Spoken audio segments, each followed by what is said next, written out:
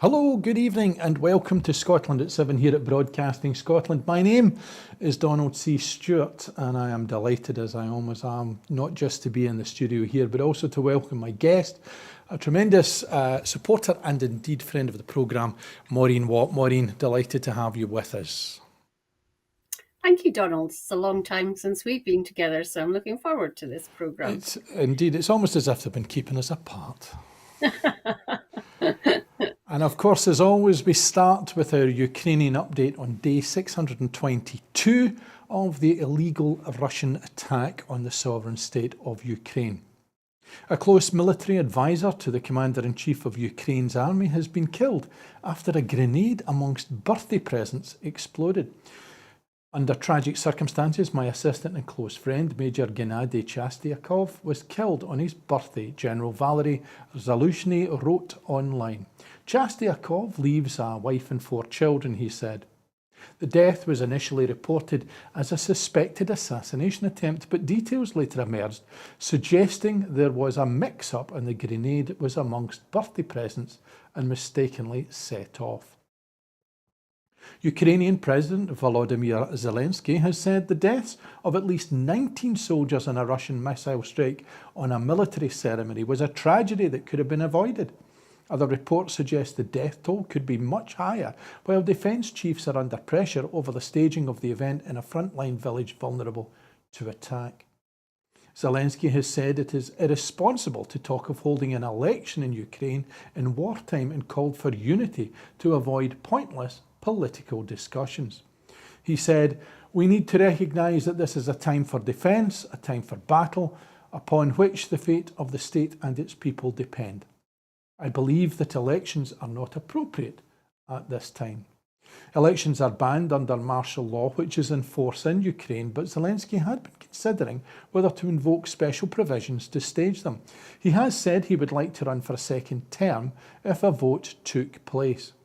Meanwhile, in the United States, some Senate Republicans have released a sweeping set of US border security proposals as a condition for sending more aid to Ukraine, laying out a draft plan that includes resuming construction on parts of the Mexico border wall. Vladimir Putin has decided to run in the March presidential election, a move that would keep him in power until at least 2030. He believes he must steer Russia through its most perilous period in decades. Radio Free Europe has said that it believes Russia may have taken one of its journalists hostage for a potential prisoner swap with the US and is appealing to Moscow not to treat her cruelly. Agriculture Ministry data is showing Ukraine's grain exports have fallen by almost a third compared with last year to 9.8 million tonnes so far in the July 2023 to June 2024 season. The ministry said that by this point last year, Ukraine had exported 14.3 million tonnes. Odessa's National Art Museum said 7 exhibitions, most featuring the work of contemporary Ukrainian artists, were damaged by a Russian strike that left a large crater outside the museum, which is celebrating its 124th anniversary. Ukraine's Deputy Foreign Minister Emin Zhepa said Kyiv was deeply outraged by the attack and urged the United Nations Paris-based heritage agency UNESCO to condemn it. Maureen, it's been a while in terms of any good news in the Ukrainian and Russian conflict, and it just continues to be an endless stream of things being difficult for me as somebody who's very interested in the art world. The fact that museums are targeted along with many places where children and the innocent are sheltering seems to be an escalation of a conflict. Is it a sign of desperation, I wonder? Well, could be, or just being more bold and thinking that they can end the war swiftly by striking at things that they shouldn't be striking at, like museums and art collections. I mean, I was just thinking, wonder what they'd feel like if a bomb was detonated near the Hermitage Museum, which I have visited many, many years ago and always meant to go back, but it's never felt very safe enough to go back. But Yeah, I mean, there's a lot of activity down at Kherson, which of course is near Crimea, and Odessa's not all that far away either. And of course, any military activity, as you said, in near Odessa prevents any grain movements. So I think it's perhaps both sides seeing what they can achieve before winter sets in. But when this war began, we never thought that it was going to last this long, and it looks as if it's going to go on for many months more. Indeed, and there's talk of, this being potentially the Ukrainians' worst winter ever, as they look towards not only the frozen months ahead, but also being in the middle of a conflict, which, if my memory serves me right, at the very beginning, the discussion of when Russia was going to launch its attack was all round winter and the frozen ground and whether or not their tanks could get through it. So it does look particularly bleak. Yeah, and when you think about the huge number of buildings and whole towns that have been destroyed where the housing is no longer habitable, it just doesn't bear thinking about how people manage to get through the winter when they've been made homeless. So, I mean, I am in constant awe of the spirit of the Ukrainians and the camaraderie that they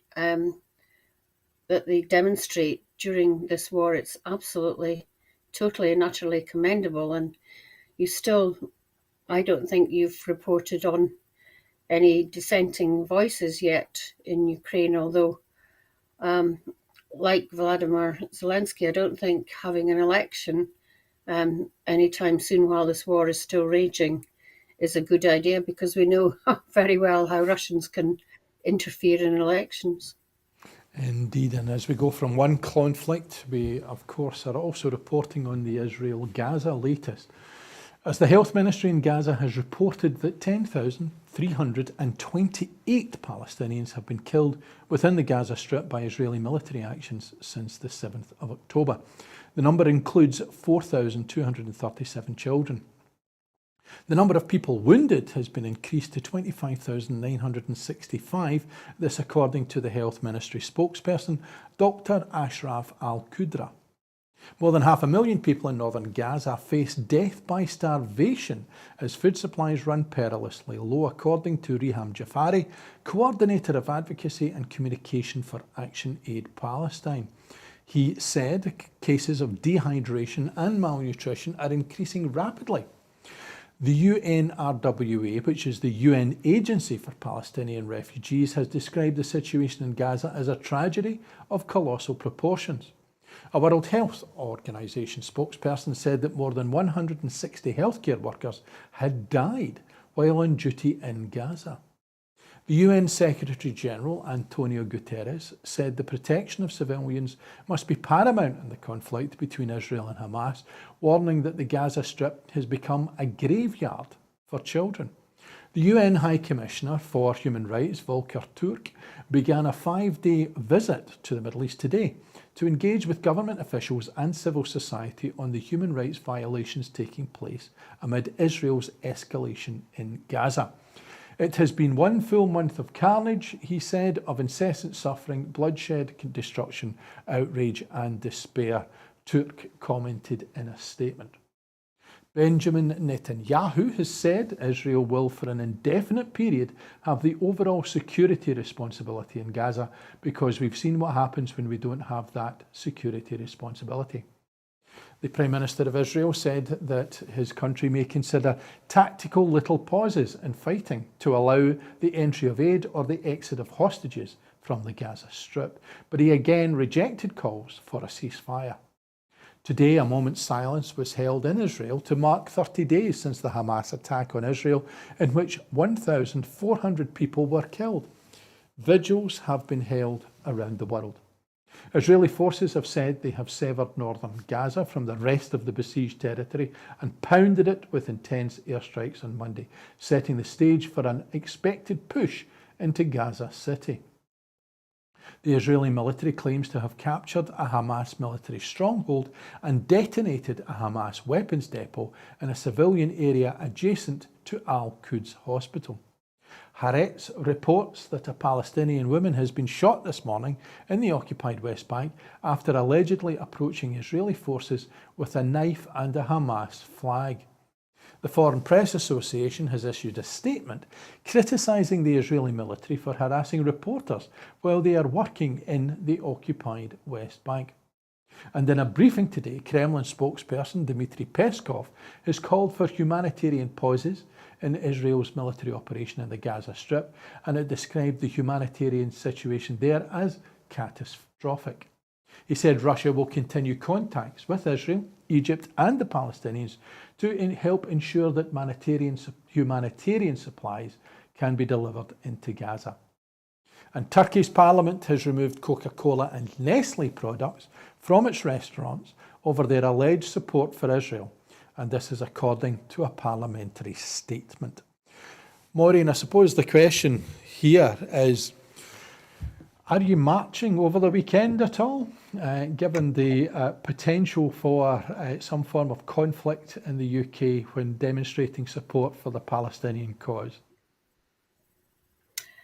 No, I'm not going to be marching, but I'm just horrified about what's happening in Israel and Gaza. And like you've reported, it looks like Israel has managed to create a bridge from the border with Israel, Gaza's border with Israel, to the sea and effectively cut off the north. So anyone still there must be just fearing for their lives. And anyone trying to get down the two routes to the southern Gaza can be killed either, I think, by Hamas or by Israelis. So it's a really desperate situation. In terms of this being Armistice weekend, I would have thought that demonstrations and Armistice celebrations can go hand in hand without crossing each other. But I'm very fearful about what will happen this weekend in various locations. Some places, including Waverley and Edinburgh, weren't too pretty at the weekend. So there is always a possibility that marches can be infiltrated by people with other intentions other than protest about the main reason. So I think tensions could well be high this weekend, unfortunately. One of the things that was listening over the last couple of weeks to was a podcast from The Guardian where they had somebody from the a Jewish support organisation, and one of their greatest contacts, which the spokesperson had talked about how this group that they were in contact with was actually potentially the only group in the UK who happened to understand where they were coming from, was the Muslim Council. So that it's quite clear that where minorities are suffering, that very often when they reach out to other minorities that they find common cause. And you just hope and wonder why that common cause can't be seen within a democratic framework. We understand in other parts of the world where there are demagogues and there are people who are going to invade and behave in a manner which is contrary to the rights of all human beings. But where we're in a democratic framework, particularly in the UK, one would have hoped that we could have the opportunity to build bridges rather than attempt to destroy them. Absolutely. And I think I've said in this programme before, probably not when I've been on with you, Donald, that it was really important and symbolic that our First Minister here in Scotland went to visit synagogues and mosques as soon as the atrocity happened. And I absolutely agree with you that Muslims and Jews can live side by side, but we've seen an increase, a threefold increase in racist attacks against Muslims, and a much, much bigger, I can't remember the figure, for Jewish people. So, tensions are running high.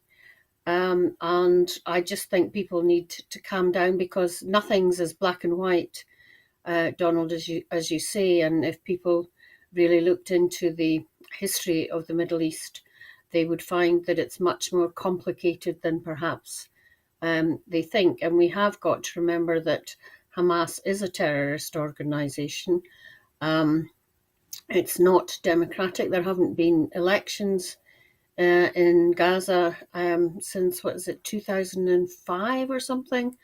So Hamas are not all Palestinians, and in many ways, until now, there has been a relative, I suppose, peace in that part of the world. But these atrocities of the 7th of October have ignited something that looks like both Hamas and Israel want to eliminate each other, and goodness knows when it's going to end or where it's going to end. Indeed, but one thing that we do know has come to an end is the promises being made today at the state opening of the UK Parliament.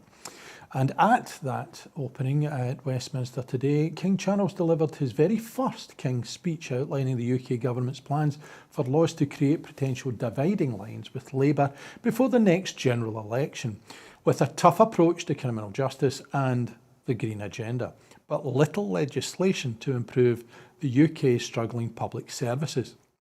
The government announced a total of only 21 bills, including 7 that were carried over from last session, making this the lowest number of bills since 2014 in what will most likely be the final session of Parliament ahead of the next UK general election. The Scottish National Party accused the Tories of completely abandoning people in Scotland and said the King's Speech provided no help with the cost of living and no new powers for the Scottish Parliament. Ahead of the speech, Stephen Flynn, the SNP's Westminster group leader, had called for the transfer of powers over energy, employment and the economy, which would enable the Scottish Parliament to go further to help families with the cost of living and boost economic growth. However, most of the proposed bills were on matters which only affected England and Wales. The bill with the greatest impact in Scotland is the Offshore Petroleum Licensing Bill, in which the UK government proposed that licences for oil and gas projects in the North Sea will be awarded annually, which has been criticised as undermining the UK's net zero commitments.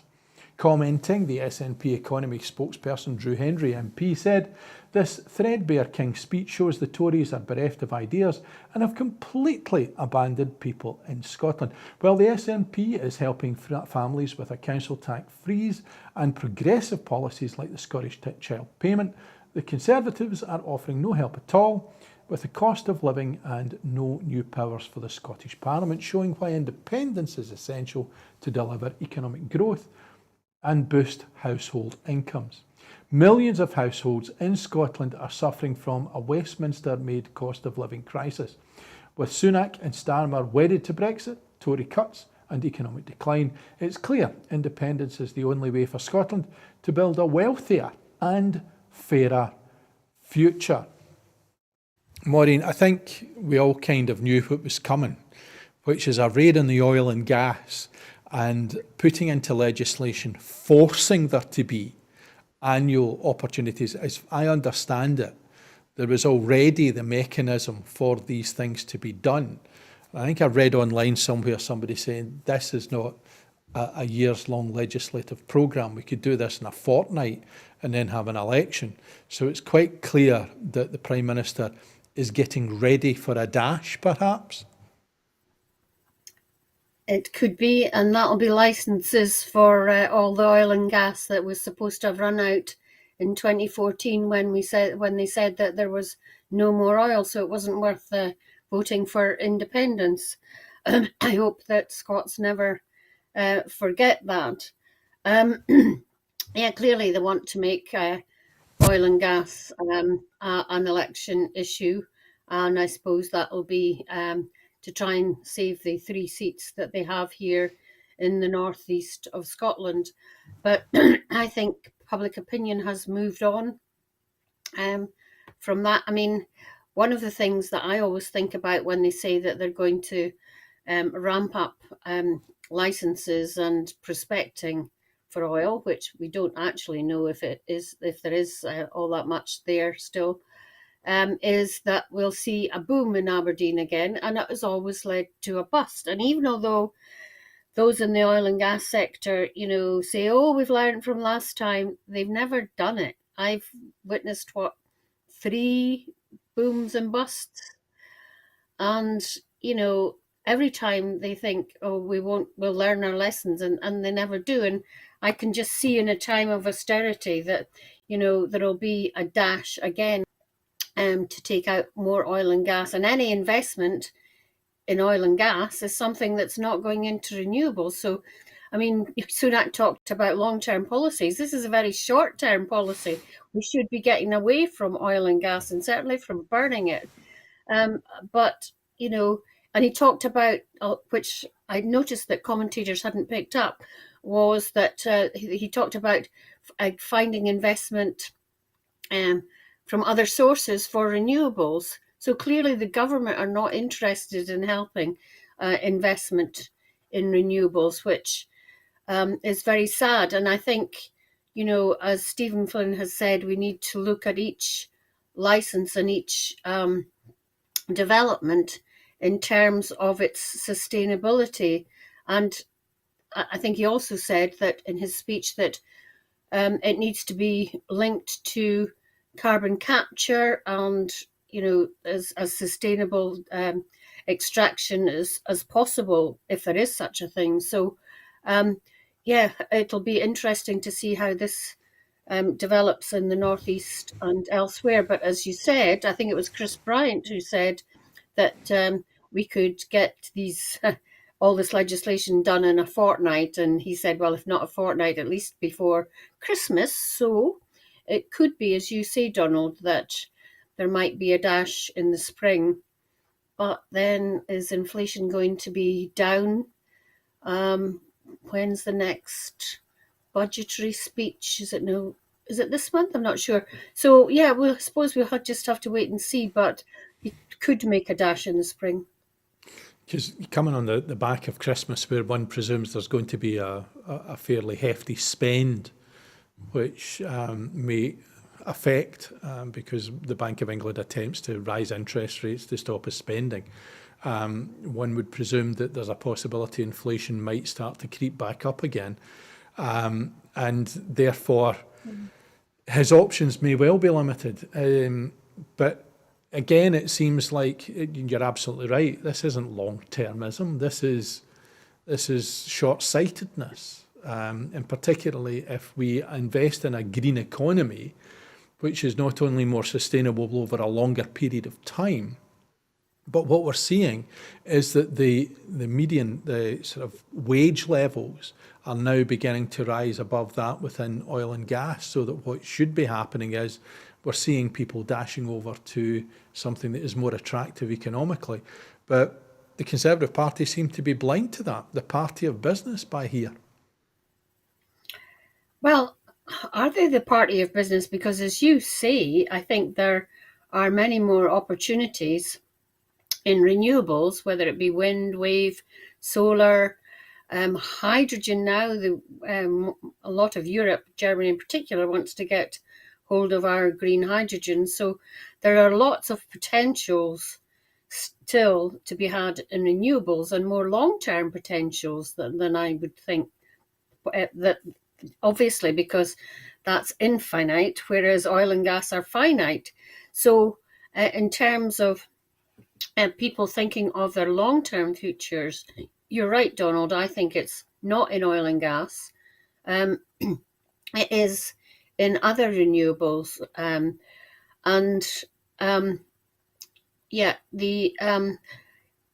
The industry itself, I think, can see that. So I would have thought that, the industry itself would surely think, we don't want this huge dash for gas and oil and suck in more people and then have to make them redundant again. And I think as you say, more people are seeing the long-term sustainability of their employment out with the oil and gas sector. A lot won't go back because they know that if there's a dash, then it'll, unless they want to make some money quickly, they and have something else to come back to onshore, then yeah, I don't think people are going to think that the oil and gas industry is that attractive. And we go from chancing your future to chancing your arm, as East Lothian's Labour Council leader has asked the Scottish Government to fund the equivalent of a 32% council tax increase. This is Norman Hampshire, the leader of East Lothian's Labour Council, written to the First Minister asking the Scottish Government to fund the equivalent of 32% council tax increase, which he suggested the Labour minority-run council would have introduced had Hamza Yousaf not announced a council tax freeze at the SNP conference last month. The First Minister said that the Scottish Government would provide funding to offset the money which would have been raised by a rise in council tax. The SNP criticised the Labour Party over the East Lothian Council's proposed 32% council tax increase and called on Anas Sarwar to condemn the proposals. Commenting, SNP MP and candidate for Edinburgh East and Musselburgh Tommy Shepherd said the Labour Party plan to raise council tax by 32% is shocking and shows how out of touch Sir Keir Starmer's party is with Scotland. Not only does the Labour Party now support damaging Tory policies like Brexit, creeping NHS privatisation and welfare cuts, but they also want to hike council tax bills by hundreds of pounds for residents in communities like East Lothian. Anas Sarwar must condemn, he continued, this move and admit whether the Labour Party is planning similar council tax hikes across Scotland at a time when families are suffering from a Westminster-made cost of living crisis. Maureen, when I saw this, I did check the date just to be sure. I find this quite astonishing in one hand when you've got councillors in the Labour Party resigning over matters of principle, and you've got unprincipled council leaders suggesting the possibility that they would have taken the household income of many residents within areas which can ill afford it and attacked it with a third of an increase on their council tax, which seems to me astonishing. Yes, as you introduced him, I think he is a right chancer. There's no way that he would have inflicted, unless he's mad, a 32% increase on the council taxpayers of East Lothian. But it's just another example of the open season on the Scottish Government. Attack. The council tax freeze proposed by Hamza Yousaf is clearly being discussed with local authorities through COSLA, and it will be interesting to see how these talks go. But to my mind, the Scottish Government will have to fund this council tax freeze, but to come away and say that they would have raised it by 32% is just utter nonsense. And if they think they're going to get any more money out of the Scottish Government as a result of stunts like that, I think they've got another thing coming. Again, you would hope that there was an election round the corner in order to test the mettle of such a political stunt. I was looking for an appropriate description, because which person would politically put their future on the block with the electorate and say, we're going to cost you 1/3 more than we do already? It seems bizarre. But again, it seems like if Keir Starmer has said we're going to abide by the Tory spending rules, if Anas Sarwar has said that he's welded to Sir Keir Starmer's decisions, what is it that the response from the head of the Labour Party in Scotland or the UK is going to be, given they've stopped Labour Party members going on picket lines and coming out and condemning the Israeli attack on Palestine.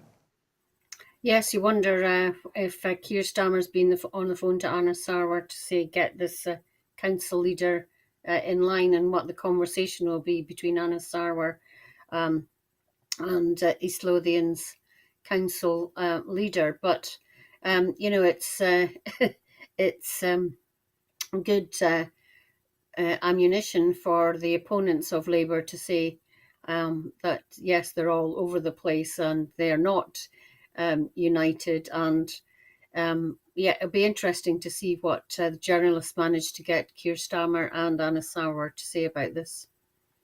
And we move from there to international news, as Hungary has sacked a museum chief for not enforcing an under-18s ban at an LGBTQ+ exhibition.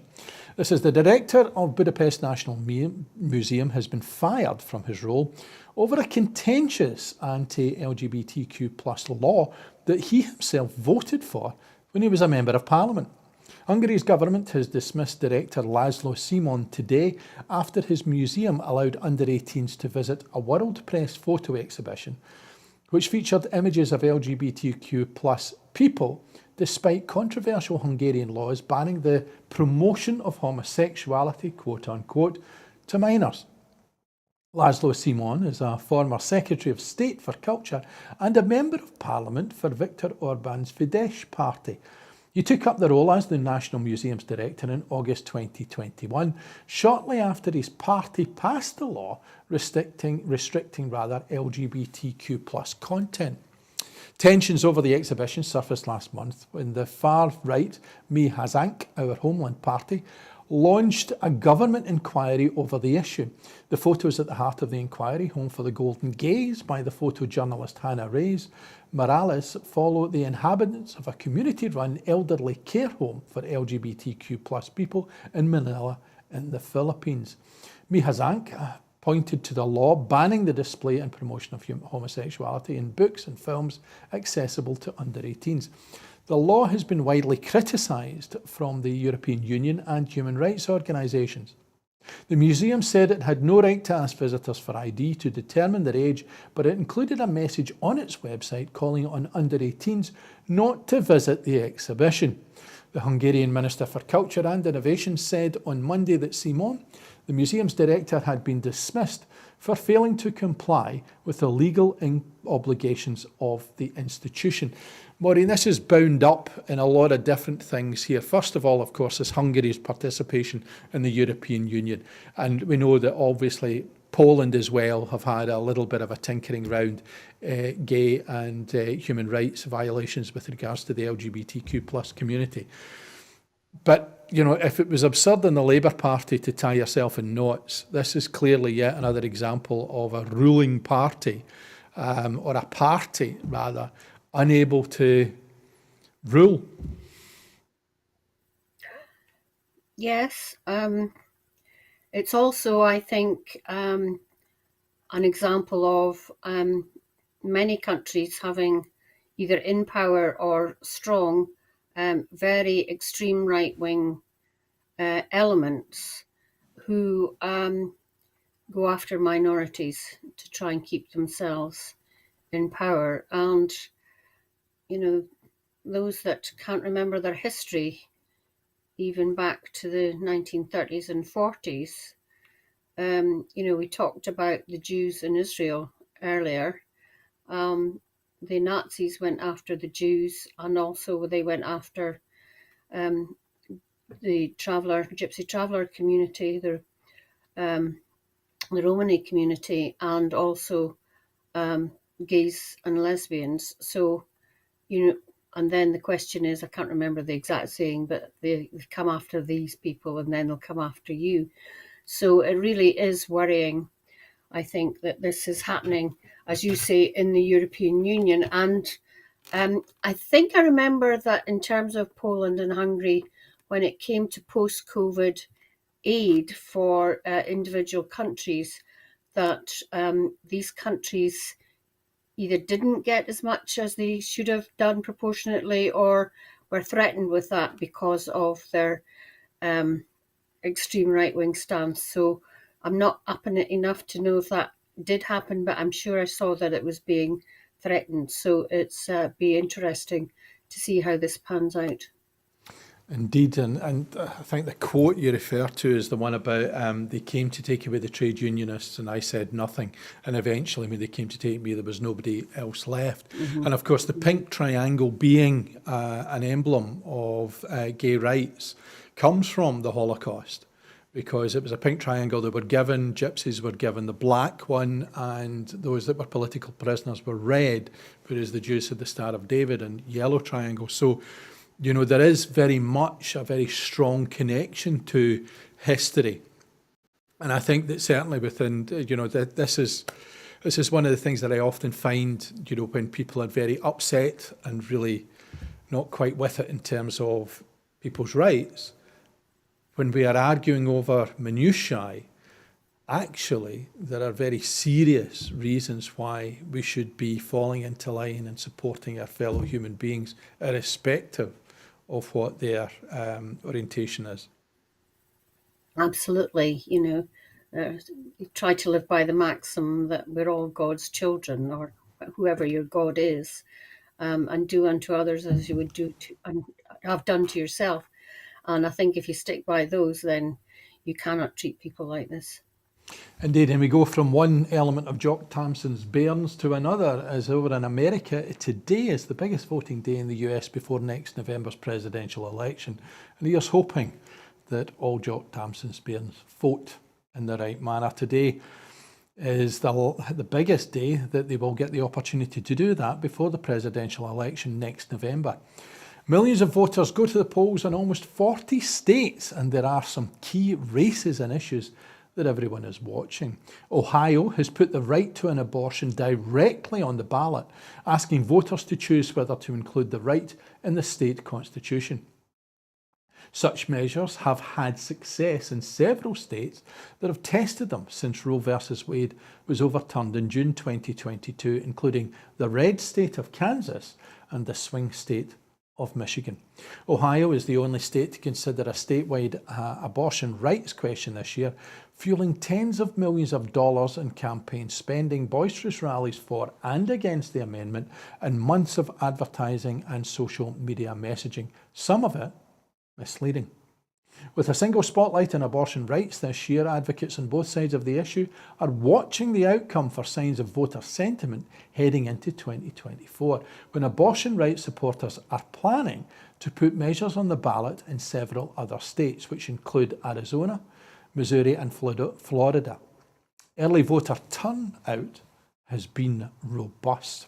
Public polling shows about 2/3 of Americans say abortion should generally be legal in the earliest stage of pregnancy, a sentiment that has been underscored in half a dozen states since the Supreme Court's decision reversing Roe v. Wade way back in June of 2022. Abortion is also a major voting issue in Virginia today, as the Virginia Republican government, Glenn Youngkin, who is a rising Grand Old Party or Republican star, wants to pass a law limiting abortion rights to 15 weeks as what the party hopes will be a kind of compromise between the harsh bans enacted elsewhere in the Roe era right to an abortion up to a fetal viability of around 25 weeks. Democrats narrowly control the state Senate, while Republicans control the lower chamber, the House of Delegates, and the state's General Assembly. If Democrats hold on to control in the Virginia Senate, and then Democratic Governor Andy Beshear is re-elected in the strongly pro-Trump state of Kentucky, then the party will take huge cheer from either or both of those victories. Maureen, American politics is something that has a daily PhD attached, and the behaviour of a former president sitting in a courtroom is concerning. We talk about the rise of mental ill health. That one wonders just exactly what a physician would make of all that. But one also wonders what anybody would make of the fact that in America, Donald Trump still seems to be highly popular. The reports are that in certain swing states leading towards the election, he is today more popular than the sitting president, Joe Biden. And these votes could actually tell us whether or not that's a long-term trend, and if it is a long-term trend, will we have an American president serving both a criminal conviction and a White House occupation? Please God, no. I just can't contemplate him being back in power again. And surely the majority of Americans can't either.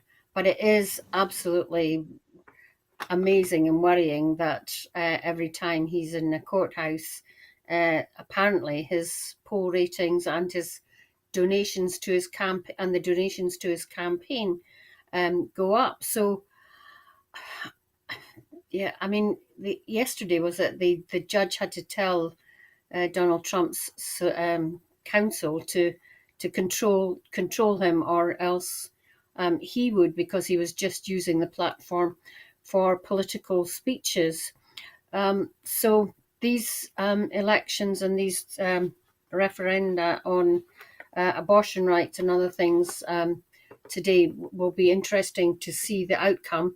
It will be interesting to see how much women have managed to mobilize other women, because abortion rights are solely, in my mind, for women to make up their own mind as to what they do with their own bodies, and it's nothing to do with white middle-class men in senates and in governorial houses throughout the American states to decide on this. So yes, we await the outcomes of these with interest. And actually, I hadn't seen any coverage of this in the mainstream media. Perhaps I've just missed it, but this is an interesting story. Well done.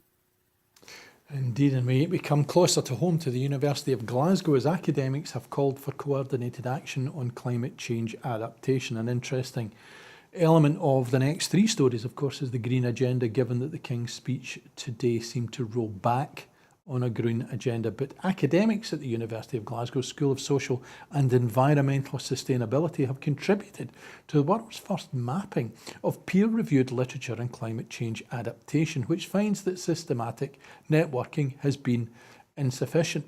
The Global Adaptation Mapping Initiative, led by a consortium of 29 universities, reported that affected individuals and households have had to carry the principal burden of adaptation. The University of Glasgow was the only UK university to participate in this study. Dr. Yerin Zhu and Dr. Amelia Kremen of the School of Social and Environmental Sustainability were part of an international team led by scientists from LMU Munich and the University of Hamburg that assessed more than 1,400 scientific studies on the subject of climate change adaptation. The results show that there are many gaps in distribution of roles and responsibilities for adaptation across the globe. Above all, there is a lack of adaptation that profoundly transforms society's infrastructures and risk management in response to the massive impacts of climate change. There is also limited evidence of collaboration happening between various state and non-state actors. Dr. Jirin Zhu said, "This research highlights a key point. Individual and household efforts in adapting to climate challenges, while commendable, form just a piece of a larger puzzle that requires coordinated action from government and institutional players. This perspective aligns closely with one of the missions of the School of Social and Environmental Sustainability at the University of Glasgow, where we are diligently working to connect grassroots, if it were only to reconnect, to connect grassroots resilience with policy-driven climate action." The findings are particularly relevant to Scotland, showcasing the immediate reality and demands of climate change we face. The study underscores the need for a unified approach where individual actions are supported by strong institutional frameworks and forward-thinking policies. As we move forward, this research acts as both a confirmation and a motivator for us to develop a comprehensive climate action plan in Scotland based on shared responsibilities, collective efforts, and a steadfast dedication to sustainability and resilience. The journey towards a climate resilient Scotland is not a lone venture, but a collective one. And this research notably enhances our comprehension and urgency for multi-level collaboration in tackling the climate challenges ahead. Maureen, well, the King's speech certainly didn't seem to suggest collective action. In fact, if anything, it's left everybody out in the freezing cold. Yes, I'm sure those bits of the King's speech he delivered through gritted teeth, I would have thought, because he's been such an activist in this field for very many decades. And as I say, he must be gritting his teeth when he has to say these had to say these words today. But in terms of the university in Glasgow, I'm delighted that they're taking a lead on this. Both my children went to Glasgow University, and I know that Glasgow University is really interested in this field because, as it happens, my daughter works for a company which help big organisations with their sustainability and corporate social responsibility and governance. And Glasgow University was one of the first organisations in the UK to sign up with them. So this is no surprise to me, but it's great news for Glasgow and Scotland to have a university.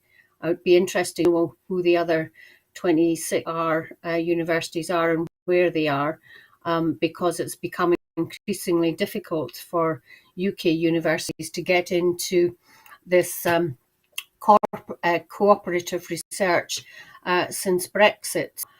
Yes, it's good news, and I hope that the collaboration that they're doing there can be spread more widely across Scotland. And I think that's something that Anton Muscatelli, the principal, will be taking forward, because he's very interested in that sort of thing.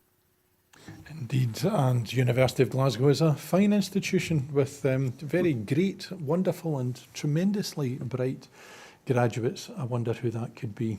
And we move on to the Net Zero Secretary announcing the Scottish Government Climate Change Plan update. This is Net Zero Secretary Maureen McCallan updating the Scottish Parliament on the development of the Scottish Government's draft climate change plan. Interesting after the previous news item. This is following a number of changes to UK government policy positions aimed at achieving net zero.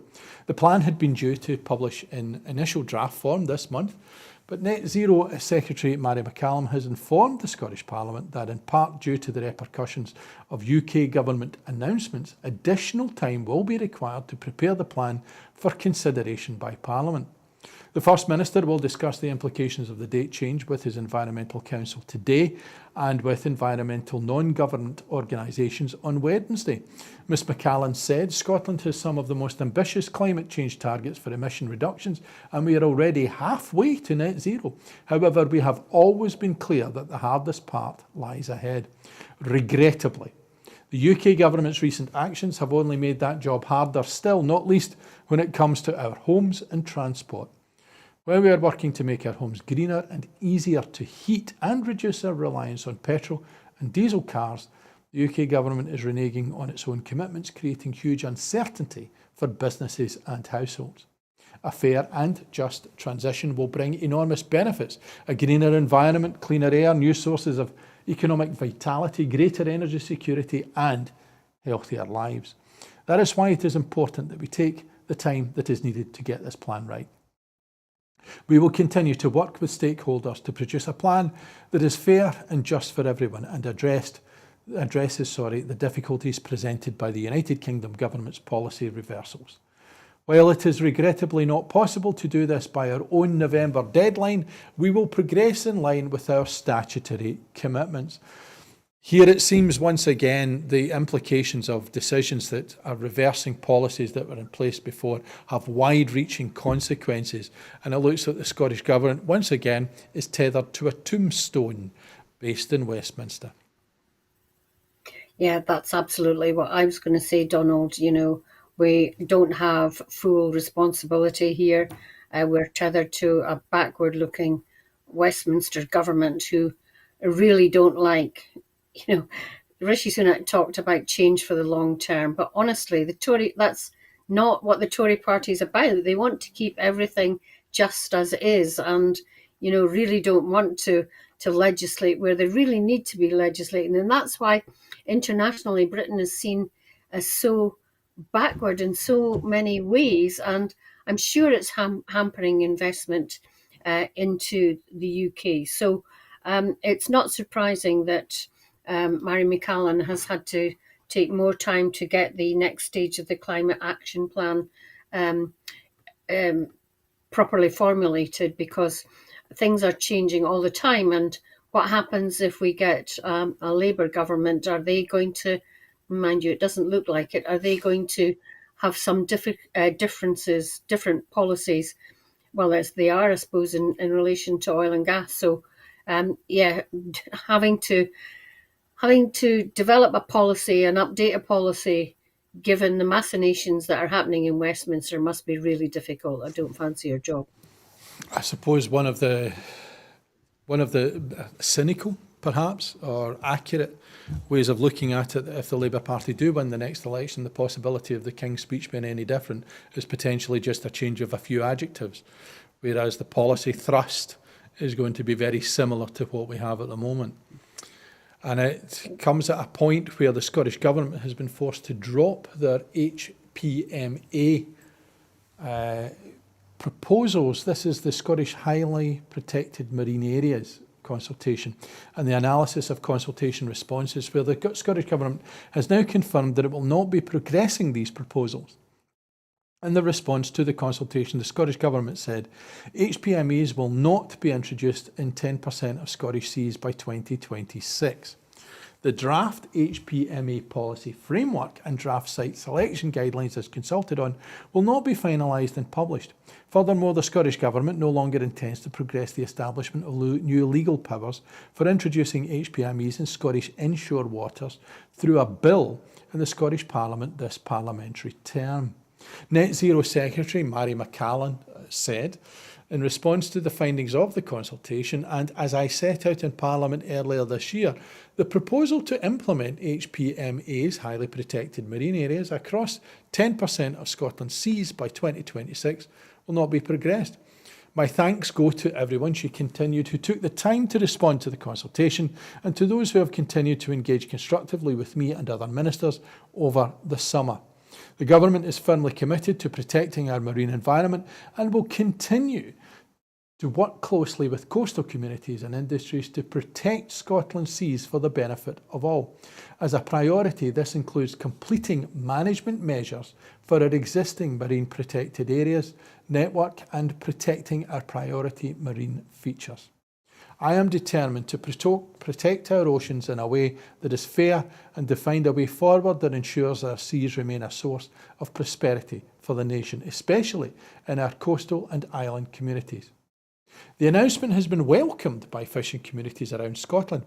In a social media post, the community's Inshore Fisheries Alliance said, "We remain open to working fair fishing and proportionate conservation policies in balance with government. We want to keep the lights on in coastal fishing communities and help to provide reflexive data, ensuring the marine environment is well stewarded." Maureen, and along with the sort of net zero climate change plan update, and this as well, there's clearly, I'll use the metaphor, shifting sands here, and changes in perspectives, changes in the environment, if I can use that as well, in order to background this, where the Scottish Government is being forced to take a long, hard look, and perhaps maybe Mary Allen should send that blueprint down to Westminster and really take a long-term policy view. Yes, I mean, I think in terms of the HPMAs, I think this was inevitable. The subject has become so toxic that I think any reasonable discussion about it over the next few years would be practically impossible. I mean, there are good reasons in some areas to have more protection. We've seen the success, for example, of Lamlash Bay, but the government really kind of lost control of the narrative here, and it's probably the best to just ditch it in the meantime.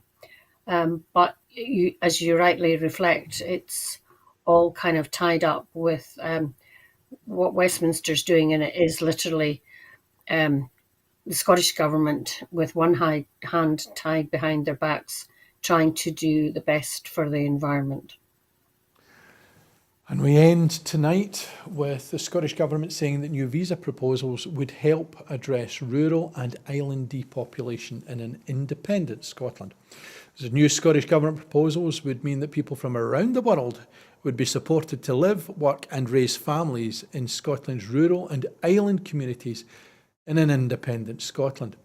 The proposals are contained in the latest Building a New Scotland prospectus paper, which focuses on migration in an independent Scotland and sets out how a new Live in Scotland visa would help to address depopulation in rural areas. The proposed initiatives would be piloted in particular areas to help migrants settle in rural and island communities, drawing inspiration from similar schemes around the world. Migration Minister Emma Roddick said, "Migrants already make a vital contribution to Scotland's economy, society and culture, particularly in rural and island areas.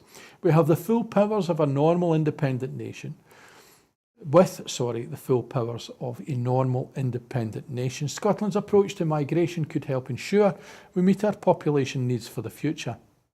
With independence, we can test exciting new ways to attract and support people to make their lives in Scotland. This includes activity in particular geographical areas as part of our Live in Scotland visa to support people with a wide range of skills and characteristics to set down roots in rural and island areas. The aim of these initiatives will be to support migrants to raise families, create opportunities and enrich communities in every part of the country, while also supporting those communities to welcome, manage and include new residents. Importantly, we learn from countries like Canada, where targeted migration schemes have benefited rural provinces and territories. Helping tackle the challenge of depopulation, inward migration of people who want to come to live, study and work in Scotland would also boost local economies and support public services, helping these places grow and flourish well into the future. Maureen, again, another example how if that hand was untied from our back, particularly for those rural areas, that we'd be in a position where we could actually boost the country. Absolutely. And I think we think of migration in rural and island areas in relation to tourism. And that is obviously important. And we've seen the effect on the lack of workers in the tourism industry in the Highlands and Islands, having an effect on how many days of the week restaurants open and that sort of thing. But it's not just that, it's, people coming to be bakers and cake makers and crafts and all sorts of things, which have enhanced our communities in the past. So it's really important that we show that Scotland is open for business. It is an international outward-looking country, and it would be even more so if it had the full control of that comes with independence. So, yeah, it's good. I'll definitely be reading this document. And that's it for this evening. Before I go, of course, my grateful thanks. Maureen, as always, hopefully they don't keep us apart for too long or as long as they did in the past. So thank you very much for tonight and thanks for contributing. You're welcome. Thank you. I just want to remind you before I go that at Broadcasting Scotland we depend on the generosity of our supporters. So to everyone who has donated and everyone who has signed up to make a regular monthly payment, on behalf of all of us here, our grateful thanks. Thank you very much. Our programmes will always be free to view. However, if you can afford £5 a month, please consider becoming a Broadcasting Scotland supporter. Our need to reach our £30,000 target to pay our bills is still pressing. Due to the generosity of our supporters, we have raised over £20,500. However, our need to raise the remaining £9,500 is now really urgent. And my grateful thanks also to those who tonight retweeted our tweet announcing that we were about to broadcast. And if you are on social media, whether it be X or Insta, Facebook or whatever, if you have the ability to send out the message that we're here, please take it. And if you want to know more about us, get in contact with us. The contact details are down below here. And if you want to volunteer and come and be part of Broadcasting Scotland, don't hesitate to get in contact. But for me and from Maureen here at Broadcasting Scotland, it's good night and thank you for watching.